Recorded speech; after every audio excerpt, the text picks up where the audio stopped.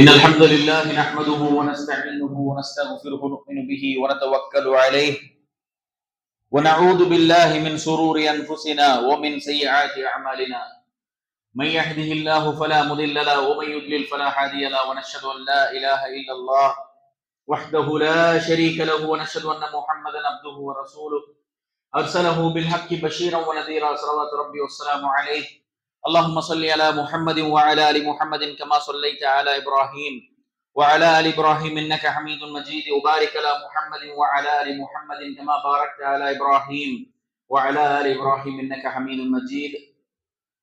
يا عباد الله اوصيكم واياي اولا بتقوى الله عز وجل وامرنا الله ذلك في احكم التنزيل بعد اعوذ بالله من الشيطان الرجيم.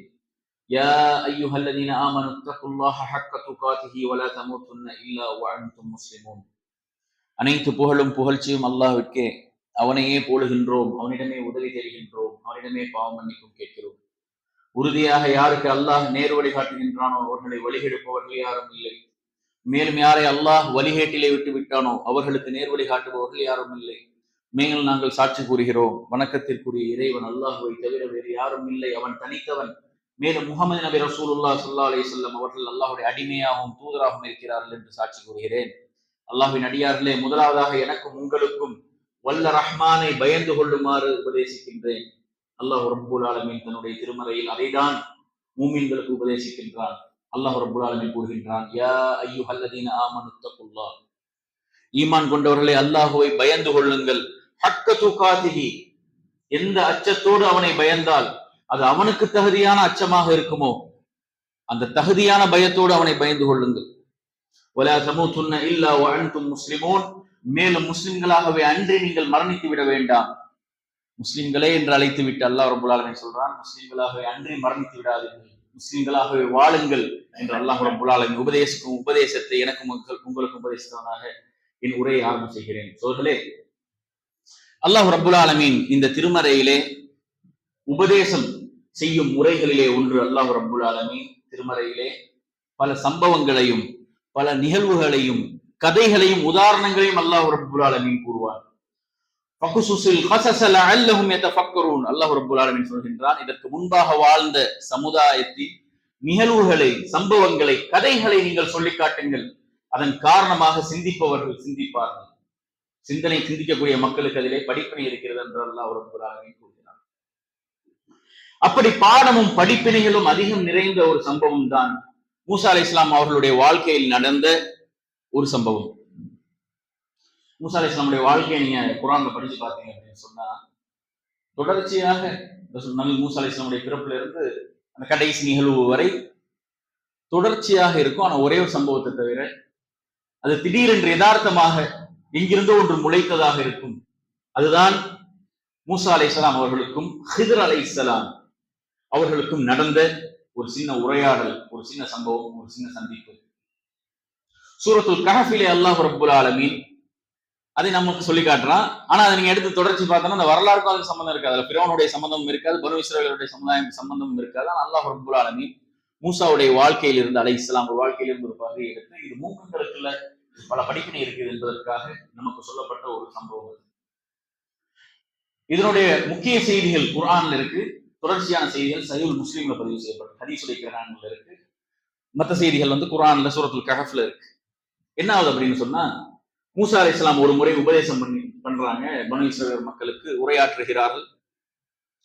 அப்போ உரையை கேட்ட ஒரு மனிதர் எழுந்து கேட்டார், மூசாவே, இந்த உலகத்திலே அறிவாளி யார் என்றார். மூசா அலைஹிஸ்ஸலாமோட உரையை கேட்டோன்னா அவருக்கு மைண்ட் ப்ளோயிங், அதாவது என்னடா இவ்வளவு அழகா உரையாற்ற முடியுமா அல்லாஹ்வை பற்றி என்று சொல்லி கேட்கிறாங்க. இந்த உலகத்திலே அறிவாளி யார் என்று கேட்கிறார். மூசா அலைஹிஸ்ஸலாம் சொன்னார்கள், நான் தான் என்றார். மூசா அலைஹிஸ்ஸலாம் பெருமைக்காக சொல்லல, மூசா அலைஹிஸ்ஸலாமை விட அறிவாளி யார் இருக்க முடியும்? அல்லாஹ்வோடு பேசக்கூடிய அந்த நபியை விட யார் அறிவாளியாக இருக்க முடியும் அந்த ஊர்ல? ஆனா அல்லாஹ்வுக்கு அந்த பதில் பிடிக்கவில்லை. அல்லாஹ் ரப்பல் ஆலமீன் விரும்பிய பதில் அல்லாஹ்வே அறிந்தவன் என்ற வார்த்தை. மூசா அலைஹிஸ்ஸலாம் அல்லாஹ் ரப்பல் ஆலமீன் சொல்றான், மூசாவே, உங்களுக்கு கொடுக்கப்படாத அறிவு கொடுக்கப்பட்டவர் இருக்கிறார். உங்களை விட அறிவாளி அல்ல. மூசா அலைஹிஸ்ஸலாமை விட ஹித்ர் அலைஹிஸ்ஸலாம் அறிவாளி கிடையாது. மூசா அலைஹிஸ்ஸலாம் இல்லாத அறிவு கொடுக்கப்பட்டவர் இருக்கிறார் என்று சொன்னவுடன் மூசா அலைஹிஸ்ஸலாம் கேட்கிறாங்க, யா அல்லாஹ், யார் அவர்? நான் போய் சந்திக்கணுமே, அவரை பார்க்கணுமே, படிக்கணுமே. அல்லாஹ் ரப்புல் ஆலமீன் நீண்ட சம்பவத்துடைய இன்னொரு தேவையான பகுதி மட்டும் நான் சொல்றாங்க. அப்படி என்றால் நீங்கள் செல்லுங்கள், 2 கடல்கள் சந்திக்கும் இடத்தில் நீங்கள் அவர்களை பார்ப்பீர்கள் என்கிறார்கள். உடனே மூசா அலைஹிஸ்ஸலாம் அவருடைய அடிமை யூஷா பின் நூன், பிற்காலத்திலே அவர் மன்னரானார்கள். யூஷா பின் நூன் வந்து மன்னரானார்கள். சூரியன் உதிப்பதை தடுத்தார்கள். நீ சம்பவத்தை படிச்சா தெரியலன்னா அதை போய் நான் சொல்லி நேரத்தில் எடுக்க முடியாது. பிற்காலத்தில் மிகப்பெரிய அறிஞராகவும் மன்னராகவும் அரசராகவும் மாறினார்கள். அவர் மூசா அலைஹிஸ்ஸலாமுடைய வேலைக்காக இருந்த ஒரு சிறுவராக இருந்தார்கள். யூஷா பின் நூன் ஒரு நபியிடம் வேலை பார்த்த அடிமைக்கு கிடைக்கும் அறிவுங்கிறது அதுதான். இப்னு உமர்னுடைய மகன் இப்னு உமர் இருக்கிறாங்க இல்லையா, அவங்க மிகப்பெரிய அறிவாளி, மிகப்பெரிய அறிஞர். அவங்களுக்கு ஒரு அடிமை இருந்தாங்க. அடிமை, வேலைக்காரர் இல்ல, அடிமை. அவருடைய பெயர் நாஃபி. இப்னு உமருடைய மரணத்துக்கு பிறகு மிகப்பெரிய அறிஞரா மாறிட்டாங்க இமாம் நாஃபி. அவங்க நாஃபியுடைய மாணவர் தான் இமாம் மாலிக் ரஹிமஹுல்லா. மதீனாவுடைய இமாம் என்று இன்றளவும் அழைக்கப்படக்கூடிய இமாம் மாலிக் யாருன்னு சொன்னா இப்னு உமர் அவங்களுடைய அடிமை மாணவர். புரியுதா அவங்களுக்கு? அறிவு கொடுக்கப்பட்டவரிடம் ஒரு அடிமையாக இருப்பது எவ்வளவு சிறப்புங்கிறதுக்காக நம்ம சொல்ல வர. அப்படி மூசாவுடைய அடிமை அழைத்து கொண்டு என்ன சொல்றாங்க, 2 பேரும் பயணம் போறாங்க. நான் சொன்ன மாதிரி அதுல அல்லாஹ் ரப்புல் ஆலமீன் சூரத்துல் கஹ்ஃப் நீங்க படிச்சு பார்த்துக்கலாம் அந்த மொழி சம்பவத்தை. போறாங்க, போற இடத்துல அந்த மறந்துடுறாங்க எந்த இடங்கிறத. பிறகு அடையாளங்கள் காட்டப்படுது. பிறகு அது திருப்பி மறுபடியும் பிடிச்சு போறாங்க. கடைசியில் ஹிதர் அலைஹிஸ்ஸலாம் சந்திச்சிடுறாங்க. ஹிதர் அலைஹிஸ்ஸலாம் சந்தித்தவுடன், ஹிதர் என்று சொன்னால் பச்சை நிறம் என்று அர்த்தம். ஹிதர் வல் ஹுதுர் என்று சொன்னால் பச்சை நிறம் என்று அர்த்தம். ஹிதர் அலைஹிஸ்ஸலாம் கொடுக்கப்பட்ட சிறப்பு. ஹிதர் அலைஹிஸ்ஸலாம் எங்கு அமர்ந்தாலும் அந்த இடம் பச்சை நிறமாக மாறிவிடும். இது வந்து அறிஞர்கள் மத்தியில கருத்து வேறுபாடு இருக்கு. ஹிதர் அலைஹிஸ்ஸலாம் ஒரு நபியா அல்லது ஒரு சிறந்த மனிதரா, ஒரு வலியுல்லாவா, அல்லாஹ்வுடைய வலிகளில் ஒருவரா என்பதிலே கருத்து வேறுபாடு இருக்கிறது. ஆனால் அல்லாஹ்வை அறிந்தவன், நம்முடைய அதிகமான பெரும் அறிஞர்கள் எடுத்த முடிவு, அவர் ஒரு நபி, நபிமார்களிலே அனுப்பப்பட்ட ஒரு நபி. ஏனென்றால் நபியை விட குறைந்த ஒரு மனிதரிடம் அல்லாஹ் ரப்புல் ஆலமீன் நபி அனுப்ப மாட்டான். நீங்க போய் படிச்சுவாங்கன்னு சொல்லி. அப்ப அவங்களுக்கு கொடுக்கப்பட்ட சிறப்பு என்னன்னா, அவங்க அமர்ந்தாங்கன்னா அந்த இடம் பச்சை நிறமா மாறிடும். அதனாலதான் அவங்களுடைய பட்ட பேர் தான் அது ஹிதர் என்பது. உடனே சந்திக்கிறார்கள். ஹிதர் அலைஹிஸ்ஸலாமுடைய அடையாளத்தை காண்கிறார்கள். அஸ்ஸலாமு அலைக்கும் என்று கூறுகிறார்கள் மூசா அலைஹிஸ்ஸலாம். ஹிதர் அலைஹிஸ்ஸலாம் சொல்றாங்க, அன்னா பி அர்திக ஸலாம், இந்த பூமியில் சலாம் சொல்லும் பழக்கம் இல்லையே, நீங்கள் யார் என்று கேட்கிறார். சொன்னாங்க, ஆனா மூசா, நான் தான் மூசா அப்படின்னு சொன்னாங்க. மூசா லி பனி இஸ்ராயில், பனு இஸ்ராயில் அனுப்பப்பட்ட மூசா அவரா கேட்டாங்க. ஆம். சுப்ஹானல்லாஹ், நீ என்ன பார்க்க வந்த காரணம் என்ன? நான் ஒரு சாதாரண ஆள், என்ன பார்க்க வந்த காரணம் என்ன சொல்றாங்க. ஹல் அத்தபிஉக அலா அன் துஅல்லிமனி மிம்மா உல்லிம்த ருஷ்தா, அல்லாஹ் உங்களுக்கு எதை நேர்வழியாக காட்டி தந்தானோ, எதை உங்களுக்கு கற்று தந்தானோ, அதிலிருந்து சிலவற்றை நான் கற்றுக்கொள்ள வேண்டும், அதற்காக நான் உங்களை பின்தொடரவா என்று கேட்கிறார்கள். அவர்களே, இந்த இடத்திலே கொஞ்சம் நீங்க சிந்திக்கணும். என்ன தெரியுமா? மூசா யார் அலைஹிஸ்ஸலாம்? உலுல் அஸ்மி மினர் ருசுல். அல்லாஹ் ரப்புல் ஆலமீன் 1,00,000க்கும் மேற்பட்ட நபிமார்களை அனுப்பினாரும் அல்லாஹ் ரப்புல் ஆலமீன் நபிமார்களுடைய சிறந்தவர்கள் என்று கூறுவது 5 பேரை. முதலாவது நபி ஸல்லல்லாஹு அலைஹி வஸல்லம், இரண்டாவது இப்ராஹிம் அலைஹிஸ்ஸலாம், மூன்றாவது மூசா அலைஹிஸ்ஸலாம். மூசா என்று அழைத்ததுக்கு நிகராக வேறு யாரையுமே அல்லாஹ் ரப்புல் ஆலமீன் குர்ஆனிலே அழைக்கவில்லை. குர்ஆனை எடுத்து நீங்க படிச்சு பார்த்தீங்கன்னா தொடர்ந்து யா மூசா யா மூசா யா மூசா தான். மூசா யார்? அல்லாஹ் ரப்புல் ஆலமீன் ஒரே ஒரு முறை ரசூலுல்லாஹ்வுக்கு சிறப்பை கொடுத்தான், மிஅராஜிலே அவனோடு பேசுவதற்காக. ஆனால் தொடர்ந்து அல்லாஹ் ரப்புல் ஆலமீன் உரையாடினான் மூசா அலைஹிஸ்ஸலாம் அவர்களோடு. அந்த மூசா அலைஹிஸ்ஸலாம் ஹிதர் அலைஹிஸ்ஸலாம் கேட்கிறாங்க, நான் உங்களை பின்தொடரவா? உங்களுக்கு எது கிடைக்கப்பட்டதோ அந்த அறிவை. ஏன் அப்படின்னு சொன்னா சொல்றே, அறிவு கொடுப்பது என்பது மிகப்பெரிய அருள். அறிவு கிடைக்க பெறுவது என்பது உங்களுக்கு கிடைக்கக்கூடிய பாக்கியம் அது. அதனால யார் அறிவை கொடுக்கிறார்களோ அவர்களுக்கு நான் அடிமையாகி விடுவேன். சொன்னது யார்? அலி ரலியல்லாஹு அன்ஹு. யார் எனக்கு அறிவை கற்றுத் தருவார்களோ, அல்லாஹ்வை பற்றி யார் கற்றுத் தருவார்களோ அவர்களுக்கு நான் அடிமையாகி விடுவேன் என்றார். அவன் சொல்றாங்க, நான் கற்றுத்தரவா சொல்றாங்க. மூசா அவங்க ரெஸ்பெக்டா சொல்றாங்க, யா மூசா, உங்களுக்கு தெரியாத சில விஷயங்களை நான் செய்ய போகிறேன், அது உங்களுக்கு சங்கடத்தை ஏற்படுத்தலாம். ஆகவே நீங்கள் என்னை கேள்வி கேட்க கூடும். அல்லாஹ்வுடைய கட்டளையின்படி நான் செயல்படும் பொழுது கேள்வி கேட்கப்படுவது என்பது சரியாகாது. அதன் காரணமாக நீங்கள் என்னை பின்தொடர வேண்டாம் என்று கூறுகிறார். சொல்றாங்க இல்ல இல்ல சஜித்னி இன்ஷா அல்லாஹ் சாபிரா. சொல்றாங்க இல்ல இல்ல நான் கேள்வி கேட்க மாட்டேன். நான் பின்வருவதாக இருந்தால் அமைதியாக நீங்கள் செய்வதை எதையும் கேள்வி கேட்காமல் பின்தொடருவேன் என்று வாக்குறுதி கொடுக்கிறார்கள். சரி பின்தொடருங்கள், அப்படி என்றா பின்தொடருங்க, ஆனா எதுவும் கேட்கக்கூடாதுங்கிறாங்க. சரி, 2 பேரும் அல்லாஹ்வுடைய தூதர்கள், ஆனா 2 பேர் பாக்கெட்லயும் காசு கிடையாது. ஹிதர் அலைஹிஸ்ஸலாம் அவங்களுக்கு பக்கத்து ஊருக்கு போகணும், பக்கத்து ஊர்ல தான் அவங்க வேலை இருக்கு, அந்த வேலையை செய்வதற்கு பக்கத்து ஊருக்கு போகணும், அவங்க காத்து இருக்கிறாங்க. 2 பேரும் சேர்ந்து பயணம் பண்றதுக்கு கொடுக்கறதுக்கு காசு இல்லை என்றால் சோர்களே, அல்லாஹ்வுடைய அடையாளம் அது. அல்லாஹ்வுடைய அன்புக்கும் செல்வத்துக்கும் சம்பந்தம் கிடையாது. என்னமோ தெரியல, எங்கிருந்து வந்த சைக்காலஜியா தெரியல, நம்மவும் அந்த நோய்க்கு ஆளாயிட்டோம். என்னன்னு சொன்னா, யாருக்கு காசு கொடுக்கப்பட்டிருக்கோ அவனா அல்லாஹ்வால் நேசிக்கப்படக்கூடிய மாஷா அல்லாஹ் சிறந்த நபர். யாருக்கு செல்வம் கொடுக்கப்படவில்லையோ அவர்களை அல்லாஹ் ரப்பல் ஆலமீன் கண்டுகொள்ளவில்லை என்ற நிலைக்கு நாம் தள்ளப்பட்டு விட்டோம் இல்லையா? காசு கொடுத்தவங்க யாரை பார்த்தாலும் ஆச்சரியமாக பார்ப்பது, ஆச்சரியமாக பார்க்கறது தப்பு இல்லை, அல்லாஹ்வுடைய அன்பாக பார்ப்பது. அல்லாஹ்வுடைய அன்புக்கும் செல்வத்துக்கும் சம்பந்தம் இல்லை. அப்படியா இருந்திருந்தால் ரசூல் ஸல்லல்லாஹு அலைஹி வஸல்லம் ஏழையா இருந்திருக்க மாட்டாங்க. நபி ஸல்லல்லாஹு அலைஹி வஸல்லம் 3 பிறைகளை, அன்னை ஆயிஷா சொல்றாங்க, 3 பிறைகளை பார்ப்பார்கள் ரசூல் ஸல்லல்லாஹு அலைஹி வஸல்லம் அவர்கள். 2 மாதங்கள் கழிந்து விடும். நபி ஸல்லல்லாஹு அலைஹி வஸல்லம் 9 மனைவிகளின் எந்த வீட்டிலும் அடுப்பெறிந்திருக்காரு. அப்படிதான் ரசூலுடைய வாழ்க்கை இருந்தது. அன்னை ஆயிஷா சொன்னாங்க, எவ்வளவு உணவுகளை உண்கிறீர்கள்? ரசூலுடைய வாழ்ந்த காலம் ஞாபகம் இருக்கு. 2 மாசம் வீட்டுல அடுப்பெரிச்சிருக்கவே மாட்டோம், 2 மாதங்கள் கழிந்து விடும். அந்த நிலையில் தான் ரசூல்லா இருந்தார்கள். அப்படி என்றால் அல்லாஹ்வுடைய அன்புக்கும் செல்வ செழிப்புக்கும் சம்பந்தம் கிடையாது. செல்வ செழிப்பு என்பது அல்லாஹ்வுடைய அருள் தான், ஆனால் அது அன்பின் அடையாளம் அல்ல. நேசித்தவங்களும் கொடுப்பான், நேசிக்காதவங்களும் அல்லாஹ் ரப்பல் ஆலமீன் கொடுப்பான். ஆனால் இந்த மார்க்கத்துடைய அறிவு ஞானம் என்பதை தான் நேசிப்பவர்கள் மட்டும்தான் கொடுப்பான். மை யுரிதுல்லாஹு பிஹி கைரன் யுஃபக்கிஹு ஃபித்தீன். ரசூல் ஸல்லல்லாஹு அலைஹி வஸல்லம் சொன்னாங்க, யாருக்கு அல்லாஹ் நன்மையை நாடுவானோ அவர்களுக்கு இந்த மார்க்கத்துடைய புரிதலை கொடுப்பான். சரி, 2 பேர்ட்டும் காசு இல்ல. கடைசியில ஒரு ஏழை மீன் பிடிக்கக்கூடிய ஒரு மனிதர் வர்றாங்க, மீன் பிடிக்கக்கூடிய தொழில் செய்யறவங்க. அவங்க ஹிதர் அலைஹிஸ்ஸலாம் பார்த்த உடனே, வாங்க நான் உங்களுக்கு ஃப்ரீயாவே இறக்கி விட்டுறோம் வாங்கன்னு சொல்லி கூப்பிடுறாங்க. இவங்களும் ஏறி போயிடுறாங்க. போனவன இறங்க வேண்டிய ஊர் வருகிறது, இறங்குகிறார்கள். இறங்கியவுடன் மீன் பிடிப்பவர் மீன் பிடிக்கும் வேலையிலே பிஸியா இருறாங்க. தன்னுடைய வலைகளை எடுத்து மீன் பிடிக்கிறாங்க. அவர் மீன் பிடித்துக் கொண்டிருக்கும் பொழுது ஹிதர் அலைஹிஸ்ஸலாம் ஒரு ஆயுதத்தை எடுக்கிறார்கள், படகிலே துளையிடுகிறார்கள், ஓட்டை போடுகிறார்கள். பார்த்தவுடன் மூசா அலைஹிஸ்ஸலாம் அவர்களால் பொறுத்து கொள்ள முடியவில்லை. ஏங்க, காசே வாங்காம இலவசமாக நமக்கு உதவி செய்தவருக்கு செய்யும் கைமாறா இது? லக்கத் ஜித்த ஷைஅன் இம்ரா, இது மிக மோசமான செயல் என்று கூறுகிறார். சொன்னாங்க, அலம் அகுல், மூசாவை நான் சொல்லவில்லையா உங்களால் பொறுமையாக என்னை பின்தொடர முடியாது என்று நான் சொன்னேனா இல்லையா என்று சொன்ன உடனே சொல்றாங்க, லா துஆஹித்னி பிமா நஸீது, ஆம் சொன்னேன், நான் மறந்துட்டேன். மூசா அலைஹிஸ்ஸலாம் சொல்றாங்க, நான் மறந்துட்டேன். ஆகவே நான் மறந்ததின் காரணமா நீங்க குற்றம் பிடிக்காதே அப்படின்னு சொல்றாங்க. ஏன்னா அல்லாஹ் ரப்பல் ஆலமீன் குற்றம் பிடிக்க மாட்டான். நாம் ஒன்றை மறந்து விட்டால், தொழுவதற்கு மறந்து விட்டால், எங்க தொழுவையை மறக்க முடியுமா? மறக்க முடியும்.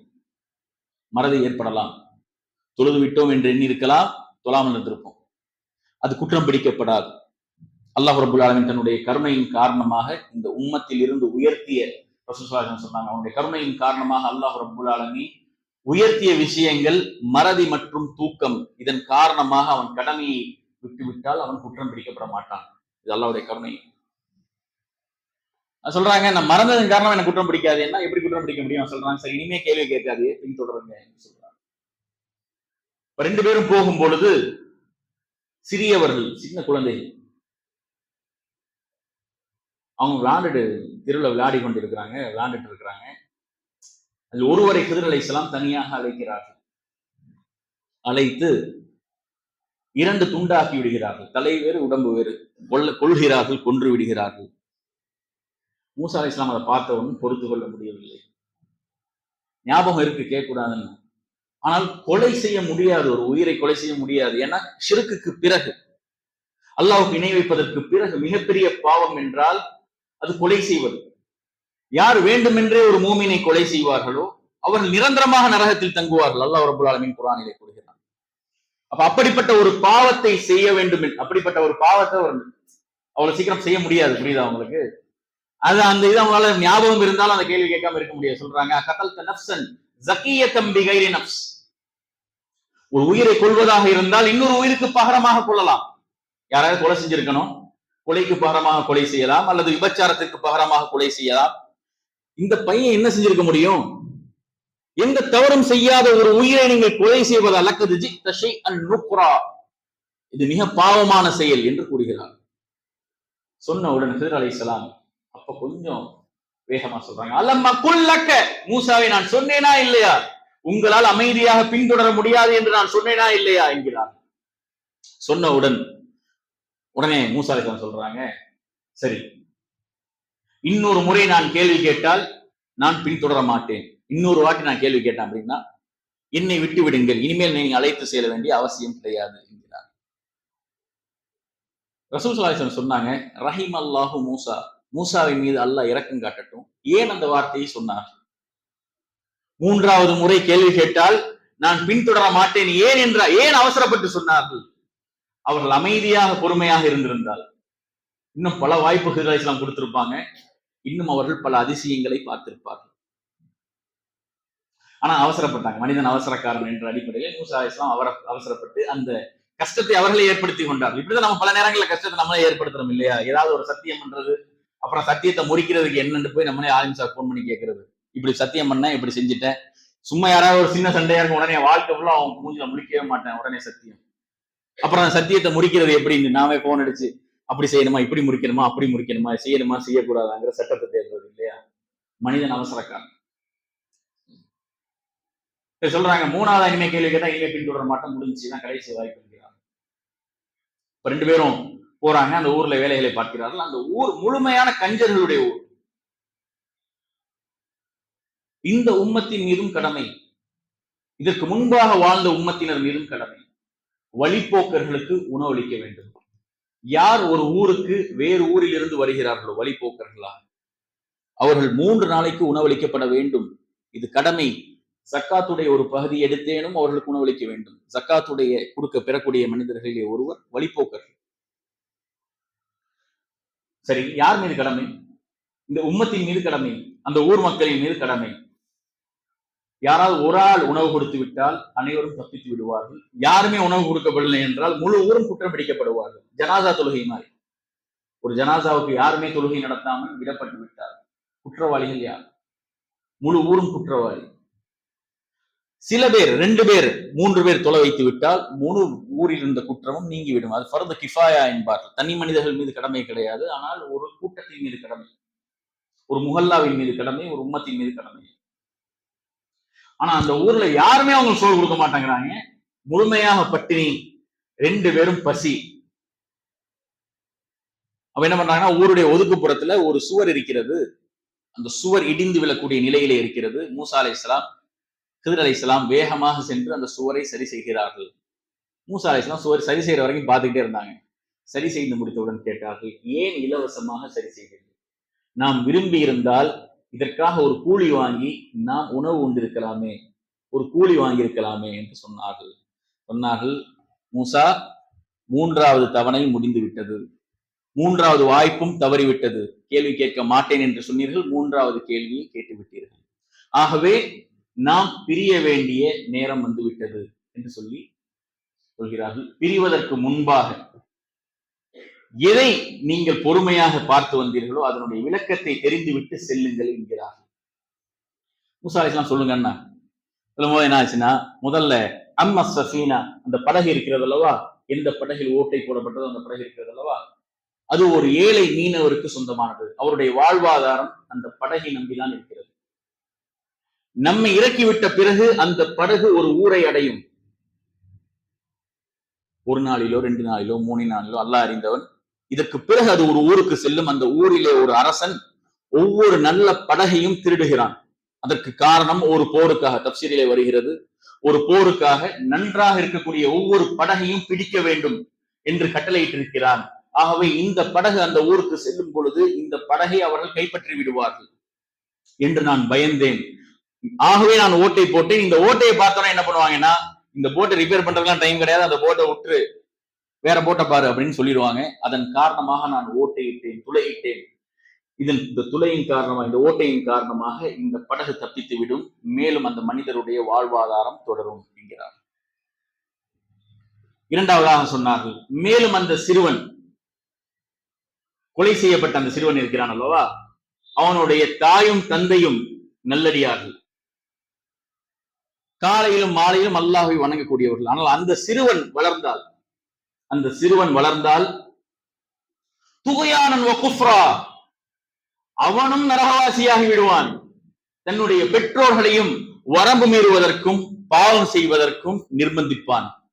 அவனும் வழிகெடுவான், அவருடைய பெற்றோர்களையும் வழிகெடுப்பான், குஃப்ரின் பக்கம் தள்ளுவான், வரம்பு மீறுதலின் பக்கம் தள்ளுவான். அதன் காரணமாக அவருடைய குடும்பமே நரகவாதிகளாக மாறிவிடுவார். ஆகவே அல்லாஹ் ரப்புல் ஆலமீன் விரும்பினான் இந்த குழந்தை கொலை செய்யப்பட வேண்டும். இதற்கு பிறகு அல்லாஹ் ரப்புல் ஆலமீன் வேறு குழந்தையை கொடுக்க வேண்டும் என்று விரும்பினான். அதன் காரணமாக கொல்லப்பட்ட குழந்தை தான் அது என்கிறார். அப்ப நான் சொன்னல நபின்னு, அதுக்கு முக்கியமான காரணம் இதுதான். நபியை தவிர வேறு யாரும் அப்படி ஒன்று செய்ய முடியாது. ஒரு பிரச்சனை வருமோ என்ற பயத்திலே கொலை செய்ய முடியாது. அப்படி செய்வதாக இருந்தால் அவன் நபியாக தான் இருக்க முடியும். அதான் அவன் நபிங்கிறதுக்கு முக்கியமான ஒரு ஆதாரம். மூன்றாவதாக சொன்னார்கள், இடிந்து விழக்கூடிய சுவர் இருந்தது அல்லவா, அதற்கு கீழே அனாதைகளுக்கு சொந்தமான, 2 அனாதைகளுக்கு சொந்தமான ஒரு புதையல் இருக்கிறது. அந்த 2 அனாதைகளும் ஒரு நல்லடியாருடைய குழந்தைகள். நல்ல கவனமா கேளுங்க. அந்த 2 அடியார்களும், அந்த 2 அனாதைகளும் ஒரு நல்லடியாருடைய குழந்தைகள் என்று அல்லாஹ் ரப்பல் ஆலமீன் சொல்லும் பொழுது கான அபூஹுமா சாலிஹா என்ற வார்த்தையை பயன்படுத்தினா, அவங்களுடைய தந்தை சிறந்த மனிதர் என்று அல்லாஹ் ரப்பல் ஆலமீன் கூறுறார்.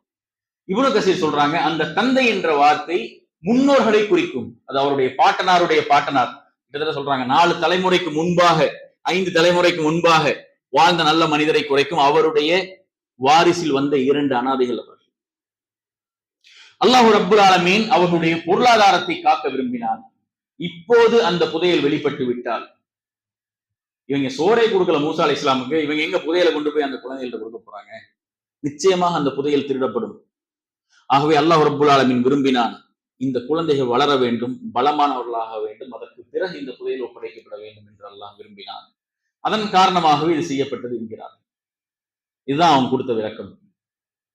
இதை கேட்டவுடன் மூசா அலைஹிஸ்ஸலாம் அவர்கள் அந்த அறிவை பெற்றுக் கொண்டார்கள். எதை ஆச்சரியமாக பார்த்து வந்தார்களோ அந்த அறிவை பெற்றுக் கொண்டார்கள். மேலும் ஒரு கிதர் அலைஹிஸ்ஸலாம் ஒரு விஷயத்தை சொன்னாங்க. அந்த 2 பேரும் போட்ல வந்துட்டு இருக்கும் பொழுது ஒரு பறவை தன்னுடைய சொண்டிலே கடலில் இருந்து நீரை எடுத்து விட்டு சென்றது. ஒரு பறவை வருகிறது, கடலில் இருந்து ஒரு சொண்டிலே நீர் எடுத்து விட்டு செல்கிறது. கிதர் அலைஹிஸ்ஸலாம் சொன்னாங்க, மூசா, உங்களுக்கும் எனக்கும் மேலும் உலக மக்கள் அனைவருக்கும் கொடுக்கப்பட்ட அறிவு என்பது அந்த பறவையின் வாயில் இருக்கும் நீருக்கு நிகரானது. மேலும் அல்லாஹுடைய அறிவு என்பது இந்த கடல் என்று கூறுகிறார். இந்த விளக்கத்தை எல்லாம் கேட்டவுடனே மூசா அலைஹிஸ்ஸலாம் அவர்களுக்கு ஒரு மகிழ்ச்சி. சரி, எதை நாம் பயந்தோமோ, எதை நாம் தவறு என்று நினைத்தோமோ அதனுடைய ரகசியம் புரிந்து விட்டது என்று திரும்பி விடுகிறார். சோர்களே, படிப்பினை தொடர்கிறது. என்ன ரகசியம் வெளிப்பட்டது? மூசா அலைஹிஸ்ஸலாமுக்கு தான். ஆனா அந்த 3 பேரும் ரகசியத்தோடு தான் வாழணும். அந்த 3 பேருக்கும் தெரியாது என்ன ரகசியம். படகுல ஓட்ட விழுந்த மனிதர் என்ன நினைப்பாரு? ஏன்டா நமக்கு தேவையில்லாத வேலை, நம்ம பாட்டுக்கு நம்ம மீன் பிடிக்கிற வேலையை பார்த்துட்டு போயிட்டே இருந்தோம்னா சொன்னா இவங்களை ஏத்திருக்க தேவையில்லை, படகுல ஓட்ட விழுந்திருக்காதுன்னு தானே எண்ணுவாங்க. ஆனா எப்போது அது இந்த படகுடைய ஓட்டை நன்மை என்று தெரியும் என்றால், அவன் அந்த அரசனை சந்திக்க வேண்டும், அந்த அரசனுடைய போட்டை இன்ஸ்பெக்ஷன் பண்ணணும், போட்டு சரியில்லை இதை விடு என்று சொல்லும் பொழுதுதான் அவனுக்கு தெரியும், ஆஹா, எதை நாம் தவறு, எது நம்ம கஷ்டம் என்று நினைத்தோமோ, எது நமக்கு தீங்கு என்று நினைத்தோமோ அது நமக்கு நன்மைதான், சில நாட்களுக்கு பிறகு நாம் புரிந்திருக்கிறது என்பதை புரிந்து கொள்வான். ஆகவே அல்லாஹுடைய தலையெழுத்துகளிலே, விதியிலே சில விஷயங்கள் அப்படிதான். அது புரிவதற்கு நாட்களாகும், வாரமாகும், வருடமாகும். எத்தனை முடிவுகள் நாம் நினைத்திருப்போம். இந்த காலேஜ்ல படிச்சிருந்தா நல்லா இருந்திருக்குமே, இந்த ஸ்கூல்ல நான் படிச்சிருந்தா நல்லா, இந்த கோர்ஸ் நான் படிச்சிருந்தா நல்லா இருந்திருக்குமே, இந்த பெண்ணை நான் திருமணம் செய்திருந்தா நல்லா இருக்குமே, இந்த இந்த இந்த என்று எத்தனை செய்து நல்லா இருக்குமே, நல்லா இருந்திருக்குமே, நல்லா இருந்திருக்குமே, எத்தனை விஷயங்கள் சோர்களே. ஆனால் காலம் நமக்கு கற்றுக் கொடுக்கும், அது சிறந்தது அல்ல, உனக்கு எது கிடைத்ததோ அதுதான் உனக்கு சிறந்தது என்பதை உணர்வதற்கு சில காலங்கள் ஆகும், சில நேரம் ஆகும். அந்த நேரத்துக்கு பிறகு, காலத்திற்கு பிறகு நமக்கு தெரியும் அல்லாஹுடைய தலையெழுத்து என்பது, விதி என்பது, இதை விதித்தானோ அது நமக்கு சிறந்ததுதான் என்பதை உணர்வதற்கு சில நாட்கள் ஆகும். இரண்டாவது, அந்த குழந்தை கொல்லைப்படுகிறது சோர்களே. காலையும் மாலையும் அல்லாஹ்வை வணங்கக்கூடிய அந்த தம்பதிகளுக்கு இதை விட மோசமான சோதனை என்ன இருக்க முடியும்? தன்னுடைய குழந்தையை பாக்குறாங்க, கொல்லப்பட்டிருக்கு, யார் கொண்டான்னு தெரியாது, கஷ்டப்பட்டு ஹாஸ்பிட்டல்ல சேர்த்து உயிரை காப்பாற்றுற முயற்சி எதுவுமே கிடையாது, சடன் டெத், அவ்வளவுதான். வந்து பாக்குறாங்க, தலை வேறு பக்கம் இருக்குது, முண்டம் வேறு பக்கம் கிடக்குது, ரெண்டும் பிரிந்து இருக்கிறது. எப்படி இருக்கும் ஒரு நல்லடியார்களுக்கு? சூழலை இந்த பெற்றோர்களுக்கு எது ஏற்பட்டதோ, தங்களுடைய குழந்தையின் கொலை, தன்னுடைய சிறிய அந்த குழந்தையின் அந்த கத்தல், அந்த கொலை நல்லதுதான் என்பதை புரிவதற்கு எத்தனை நாட்களாகும்? எத்தனை வருடமாகும்? எத்தனை மாதங்களாகும்? சொல்லுங்க. ஆக தெரியாது. மறுமையில் அல்லாஹ் ரப்புல் ஆலமீன் காட்டும் பொழுதுதான், அவன் வளர்ந்திருந்தா என்ன ஆயிருக்கும் என்பது அல்லாஹ் ரப்புல் ஆலமீன் அவனுக்கு படம் போட்டு காட்டும் பொழுதுதான் அவன் உணர்வான். ஆஹா, எது நமக்கு தீங்கு என்று நாம் நினைத்தோமோ அது நமக்கு நன்மைதான் என்று உணர்வதற்கு மறுமை நாள் வரை காத்திருக்க வேண்டும். அதுவரை அவனுக்கு அந்த ரகசியம் புரியாது. அதனாலதான் பல சோதனைகளுடைய அர்த்தம் இதுவரைக்கும் புரியாது. புரியவில்லை என்றாலும் அதில் ஞானம் இருக்கிறது. காசா மக்கள் 2 வருடங்களாக எத்தனை உயிரிழப்புகள், 50,000 பேருடைய உயிர் சென்று விட்டது, இத்தனை குழந்தைகள். ஆனால் ஏன்? அதுல என்ன ரகசியம் இருக்கு? என்ன நன்மை இருக்க முடியும்? அதுல தெரியாது, அல்லாஹ் அறிந்தோம். ஆனால் அது நன்மை இருக்கிறது. இந்த சம்பவம் என்ன நன்மை இருக்க முடியும்? அதுல நன்மை இருக்கிறது சோழர்களே. என் அறிவுக்கு புரிந்தாலும் சரி, புரியவில்லை என்றாலும் சரி. அப்ப அல்லாஹ்வுடைய தலையெழுத்துல சில தலையெழுத்துல அப்படிதான், மறுமை அடையும் பொழுதுதான் தெரியும் அது உங்களுக்கு ஏன் சிறந்தது, ஏன் அந்த உயிரிழப்பு சிறந்தது, மறுமையில் தான் தெரியும். ஏன் இந்த நோய் உங்களுக்கு சிறந்தது, மறுமையில் தான் தெரியும். மூன்றாவது, அந்த 2 அனாதை சிறுவர்களும் எப்போது அல்லாஹ்வுடைய உதவி வரும்னு காத்துட்டு இருந்திருப்பாங்க. எப்ப அந்த புதையல் நம்ம கையில கிடைக்க போகுதுன்னு காத்துட்டு இருந்திருப்பாங்க. ஆனா அல்லாஹ்வுக்கு தெரியும். நீங்க கேட்கக்கூடிய துவாக்கள்ல பல நாட்களாக நீங்க கேட்கும் துவா தாமதப்படுத்துவதற்கு காரணம் அதுதான். இப்போது அது கிடைத்தால் அதை உங்களால் பாதுகாக்க முடியாது. எனக்கு இப்பொழுதே வேண்டும், இப்பொழுதே வேண்டும் என்று நீங்கள் கேட்கக்கூடிய நிறைய விஷயம், எத்தனை விஷயம் நம்முடைய வாழ்க்கையில யோசிச்சிருக்கிறோம். இது இன்னும் கொஞ்சம் கால தாமதமா கிடைத்திருந்தால் சிறந்ததா இருக்குமே. இந்த அருளை நான் புரிந்து கொள்வதற்கு முன்பாகவே எனக்கு கிடைத்து விட்டு சென்று விட்டதே, இன்னும் காலம் தாமதமாக கிடைத்திருந்தால் அது சிறந்ததாக இருக்குமே என்று எத்தனை விஷயம் நாம் எண்ணிருக்கிறோம் இல்லையா? அதே போன்றுதான் உங்களுடைய துவாக்களில் பல துவாக்கள் இப்போது அது கிடைத்தால் உங்களுக்கு நல்லதல்ல. கால தாமதத்திற்கு பிறகு எப்போது உங்களுக்கு தேவையோ அப்பொழுது சரியான நேரத்திலே அது உங்களுக்கு கிடைக்கும். ஆனால் கால தாமதம் உங்களுக்கு நம்பிக்கையின்மை ஏற்படுத்தக்கூடாது. நபி இப்ராஹிம் அலைஹிஸ்ஸலாம் எங்களுடைய குடும்பத்தை விட்டு விட்டு துவா செய்தார்கள், யா அல்லாஹ் இந்த ஊருக்கு ஒரு தூதர் அனுப்பியா அல்லாஹ், இவங்களை தூதர் இல்லாமல் விட்டு விடாது என்று மக்காவிலே தங்களுடைய மனைவியையும் இஸ்மாயில் அலைஹிஸ்ஸலாம் விட்டுட்டு ஒரு துவா செய்றாங்க.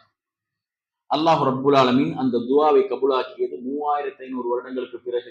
ரசூல் ஸல்லல்லாஹு அலைஹி வஸல்லம் வந்து சொன்னாங்க, அன தஅவத்து அபி இப்ராஹிம், என்னுடைய தந்தை இப்ராஹிம் அலைஹிஸ்ஸலாம் அவருடைய துவாவின் வினைதான் நான், துவாவுடைய வெளிப்பாடுதான் நான், அவரது துவாவின் காரணமாக தான் அனுப்பப்பட்டேன் என்றால் அப்ப 3500 வருஷம் ஆச்சு ஒரு துவா கபூலா இருக்கு. அப்படி என்றால் சோர்களே அவசரப்படக்கூடாது. 2 வருஷமா காசாவுடைய விஷயத்தான் சொல்றேன். 2 வருஷமாக காசாவுக்காக துவா செய்கிறோம். நிறைய அறிஞர்கள் கேள்வி வருது, ஏன் இன்னும் வெற்றி கிடைக்கவில்லை? 2 வருஷம் தாமதமாகுமா? 3500 வருஷம் தாமதமாகும். அல்லாஹ் அறிந்தவன். எப்போது சிறந்ததோ, எப்போது அது நமக்கு சரியான நேரமோ அது அப்போது கிடைக்கும். மேலும் இதனுடைய ஞானம் என்ன என்பதை இன்ஷா அல்லாஹ் 2வது குத்பாவிலே பார்ப்போம். வ ஆகிரு தஅவானா அல்ஹம்துலில்லாஹி ரப்பில் ஆலமீன். அஸ்ஸலாமு அலைக்கும் வ ரஹ்மத்துல்லாஹி வ பரகாத்துஹு.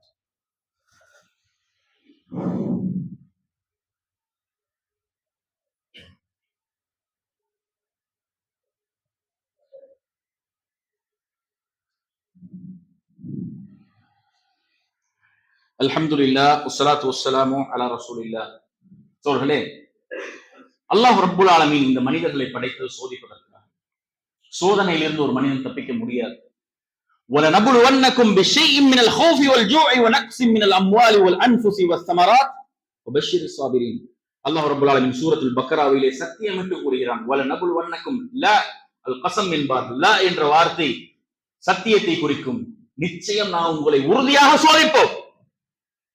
அதெல்லாம் தப்பிக்க முடியாது. எதை கொண்டு? பிஷைஇம் மினல் ஹௌஃபி வல் ஜூ, பசியை கொண்டும் பயத்தை கொண்டும், வ நக்ஸிம் மினல் அம்வாலி வல் அன்ஃபுஸி வஸ்ஸமராத், உங்களுடைய பொருளாதாரத்தில் இழப்பை ஏற்படுத்தி, உங்களுடைய வியாபாரத்தில் நஷ்டத்தை ஏற்படுத்தி, உங்களுடைய விளைச்சலில் மோசத்தை ஏற்படுத்தி நாம் சோதிப்போம்.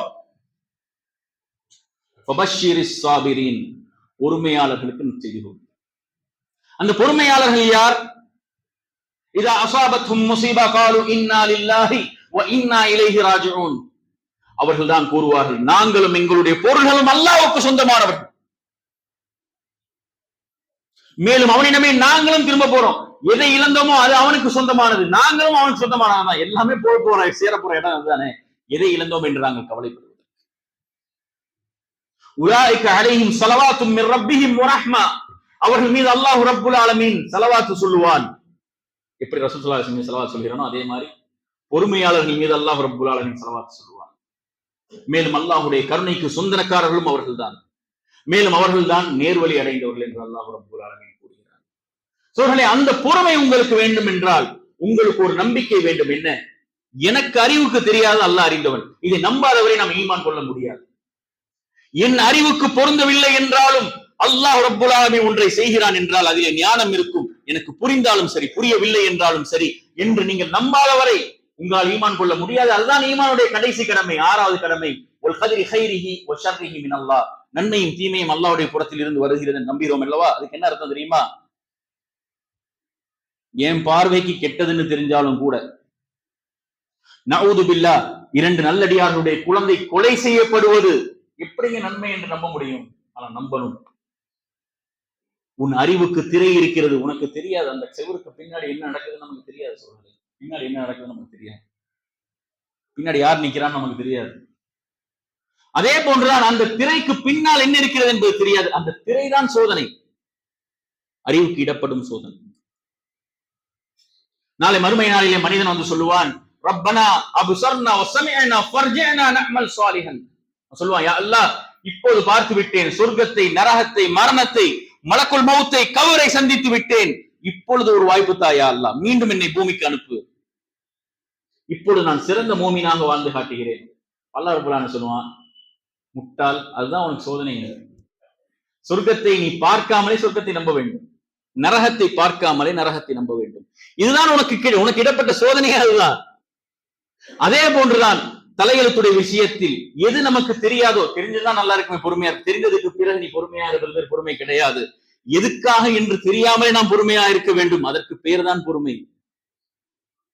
ஆகவே சோர்களே, மூமின்களாகிய நமக்கு ஈமானில் நாம் உயர்ந்தால் பொறுமை சென்றிடும். இல்லை, ஈமானிலே நீங்கள் உயர்ந்தால் இன்னும் சோதனை ஜாஸ்தியா. அஷத்துன் நாஸில் பலா அல் அன்பியா, மனிதர்கள் அதிகமாக சோதிக்கப்பட்டவர்கள் நபிமார்கள். சும்ம அம்சல் சும்ம அம்சல், பிறகு ஈமான் உயர உயர சோதனை அதிகமாகும். சோதனையை விட்டு ஒரு மூமின் விரண்டு ஓட முடியாது. ஆனால் நம்பிக்கை உங்களுடைய இதயத்தை உறுதிப்படுத்தும். என்ன? எது நடந்தாலும் எனக்கு நன்மைதான். நான் அல்லாஹுவை வணங்குகின்ற காலம் வரை, அல்லாஹுக்கு நான் பயப்படும் காலம் வரை, எது நடந்தாலும் எனக்கு நன்மைதான். என் கண்ணுக்கு அது நன்மை என்று தெரியவில்லை என்றாலும் சரி. இதுதான் மூசா அலைஹிஸ்ஸலாம், கிதர் அலைஹிஸ்ஸலாமுடைய சம்பவமாக படித்து தரக்கூடிய முக்கியமான பாடம். அவை சோர்களே, அல்லாஹ்வுடைய தூதர் நபி ஸல்லல்லாஹு அலைஹி வஸல்லம் சொன்னாங்க, நாளை மறுமை நாளிலே அல்லாஹ் ரப்பல் ஆலமீன் சோதனைக்குள்ளான மனிதர்கள், யாருடைய வாழ்க்கை சோதனையால் நிறைந்திருந்ததோ, என்னடா இவ்வளவு கஷ்டமான ஒரு வாழ்க்கை என்று யாரை பார்த்து நாம் நினைத்தோமோ, அவர்களுக்கு அல்லாஹ் ரப்பல் ஆலமீன் நாளை வழங்குவான். அல்லாஹ்வுடைய தூதர் ஸல்லல்லாஹு அலைஹி வஸல்லம் சொன்னாங்க, சஹீஹான ஹதீஸ்ல பதிவு செய்யப்பட்டிருக்கு. என்ன? அதை பார்த்தவுடன் இந்த மனிதன் விரும்புவான், சோதனைக்கு உள்ளாகாத மனிதன் விரும்புவான், யா அல்லாஹ், பூமியில் வாழும் பொழுது எந்த சோதனையும் சந்திக்காமல் நான் இங்கு வந்து விட்டேனே, என்னுடைய சதைகள் கத்திரிகளால் வெட்டப்பட்டிருக்க வேண்டுமே, என்னுடைய கைகள் வெட்டப்பட்டிருக்க வேண்டுமே கத்திரியால், நான் அதை சந்திக்காம இந்த மறுமை நாள் வந்துட்டேனே அப்படின்னு சொல்லி கவலைப்படுவாங்க. யார்? சோதனைக்கு உள்ளாகாத மனிதர்கள், சோதனைக்கு உள்ளான மனிதர்கள். ஏனென்றால் சோதனையில் பொறுமை என்பது மிகப்பெரிய பாக்கியம், நாளை அல்லாஹ் ரப்பல் ஆலமீன் வழங்க போவது. மேலும் நன்மையால் சொர்க்கம் செல்ல முடியாத எத்தனையோ பேருக்கு அவர்களுடைய சோதனையின் காரணமாக சொர்க்கத்திற்கு அனுப்புவான். அறிஞர் சொன்னார்கள், அல்லாஹ் மட்டும் நம்மை சோதிக்கவில்லை என்றால் நம் வெறுங்கையோடு தான் மறுமையில் அல்லாஹ்வை சந்திக்க வேண்டும். நன்மைகள் செய்வது எப்படி பாக்கியமோ உங்களுக்கு சொர்க்கத்தை பெற்றுத்தரும், அதே போன்றுதான் உங்களுடைய சோதனைகள் உங்களுக்கு சொர்க்கத்தை பெற்றுத்தரும். ஆகவே சோழர்களை திருப்பி நீங்கள் கேட்க வேண்டாம், என்னங்க நான் கேட்டுக்கிட்டே இருக்கேன், துவா கேட்டுக்கிட்டே இருக்கேன், கபூலாகவில்லை கபூலாகவில்லை. அது உன் நன்மைக்காக தான், உங்க நன்மைக்காக தான். அது கிடைத்து விட்டால் உங்களுடைய கைகள் மீண்டும் அல்லாஹ்வை நோக்கி உயராது. ஏன் உன்னுடைய பொருளாதாரத்திலே வளர்ச்சியே இல்லை? பொருளாதாரத்தில் நீ வளர்ந்தால் அல்லாஹ்வை மறந்து விடுவாய், தொழுகை உனக்கு கடினமாகிவிடும். எத்துணை முறை இரவு தொழுவது என்பது வாய்ப்பே கிடையாத மனிதன் சோதனை வந்தவுடன், கஷ்டம் வந்தவுடன் இரவு தொழுகை எளிமையாகிவிட்டது. தஹஜ்ஜுடைய தொழுகை மிக சாதாரணமாகிவிட்டது. பள்ளிவாசலிலே தொழுவது, பள்ளிவாசலோடு நேரம் செலவழிப்பது மிக விருப்பமான விஷயமாகிவிட்டது அந்த சோதனைக்கு பிறகு. அவை சோர்களே, எந்த சோதனையும் கஷ்டம் அல்ல, எந்த சோதனையும் உங்களுக்கு நஷ்டம் அல்ல. அது உங்களை அல்லாஹ்வின் பக்கம் திரும்பி பார்க்க வைத்தார். ஆகவே இந்த சோதனை என்பது ஒரு மெக்கானிசம், இந்த சோதனை என்பது அல்லாஹுடைய ஒரு சுன்னா. இந்த சோதனை இது அவன் பக்கம் நல்லடியார்கள் தன்னுடைய அடியாருடைய இதயத்தை தன் பக்கம் அல்லாஹ் ரப்பல் ஆலமீன் வசப்படுத்திக் கொள்வதற்காக கொடுத்த ஒன்றுதான், ஏற்படுத்திய ஒன்றுதான் சோதனை. உங்களுடைய நஷ்டங்கள், உங்களுடைய கஷ்டங்கள், உங்களுடைய நோய், உங்களுடைய கடன், உங்களுடைய இழப்பு, உங்கள் மனதில் எதை வலித்து கொண்டிருக்கிறதோ, உங்களுடைய மனதை எது உறுத்துகிறதோ, இவை அனைத்தும் அல்லாஹ்வின் பக்கம் உங்களை கொண்டு செல்லக்கூடிய ஒரு கருவி. அது இல்லை என்றால் நாம் அல்லாஹ்வை நினைக்க மாட்டோம். அல்லாஹ் நினைக்க மாட்டோம் சொல்றேன்.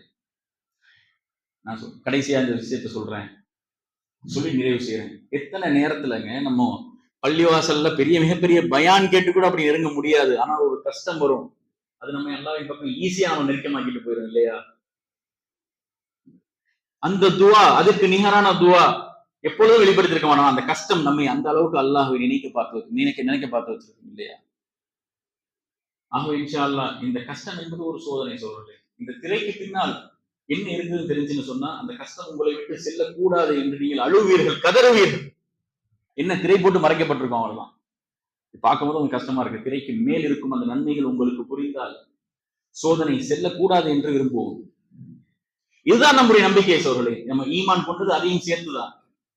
அல்லாஹ்வை நம்பினோம், மலக்குகளை நம்பினோம், தூதர்களை நம்பினோம், புத்தகங்களை நம்பினோம், அவ்வளவுதானா? இல்லை, நன்மையாக இருந்தாலும் தீமையாக இருந்தாலும் அது எனக்கு நன்மைதான் என்று நம்பினோம். அல்லாஹ் எனக்கு நாடும் ஒவ்வொன்றும் என் நன்மைக்காக தான் என்று நம்பினோம். அதுதான் கடைசி நம்பிக்கை. ஆகவே அதுதான் கஷ்டமான நம்பிக்கை. புத்தகத்தை நம்புறது கஷ்டம் இல்லை, மலக்குகள் நம்புறது கஷ்டம் இல்லை. ஆனால் ஒரு விஷயம் கண் முன்னால் எனக்கு தீங்காக தெரிந்தாலும் இது எனக்கு நன்மைதான் என்று நம்புவது, அதுதான் ஈமானுடைய முழுமை. பேசிய நல்ல விஷயங்கள் பின்பற்றக்கூடிய தௌஃபீக்கை வல்ல ரஹ்மான் எனக்கும் உங்களுக்கும் வழங்குவானாக. ربنا آتنا في الدنيا حسنة وفي الآخرة حسنة وقنا عذاب النار.